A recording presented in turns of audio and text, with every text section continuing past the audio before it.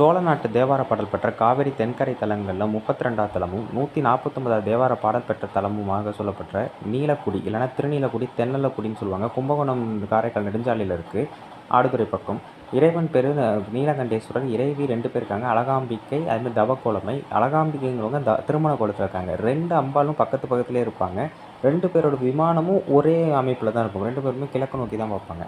அப்பர் பெருமான் 5ஆம் திருமுறை 72ஆம் பதிகமாக இந்த கோவில் இறைவனை நோக்கி தான் பாடுறாரு. எப்போ அப்படின்னா, அவரை கல்லில் கட்டி அனுப்பிடுவாங்க பார்த்தீங்களா, அப்போ இந்த கோயிலை நோக்கி தான் பாடுறாரு. அதேமாதிரி மார்க்கண்டேயர் இங்கே ஒரு முக்தி பெற்ற தலமாக அது சொல்லப்படுது, அதாவது முக்தி தலமாகவும் சொல்லப்படுது. இங்கே லிங்கமும் இருக்குது. இந்த கோவிலோட மூலவருக்கு ஒரு மிகப்பெரிய சிறப்பு என்ன அப்படின்னா, இவர் மீது நல்லெண்ணெய் தான் இவருக்கு அபிஷேகம். அப்படி நல்லெண்ணெய் அபிஷேகம் பண்ணும்போது எவ்வளோ தான் ஊற்றிக்கிட்டே இருந்தாலும் அது உறிஞ்சிருமா. காலையில் போய் பார்த்தோம்னா அந்த எண்ணெய் இருந்த தடமே இருக்காதான். அந்தளவுக்கு ஒரு சிறப்பு வாய்ந்த மூலவர் திருமேனியை கொண்டது. இன்னும் பல்வேறு விஷயங்கள் இந்த கோயிலை பற்றி இருக்குது. அதெல்லாம் நான் கம்யூனிட்டி போஸ்ட்டில் தெளிவாக சொல்கிறேன்.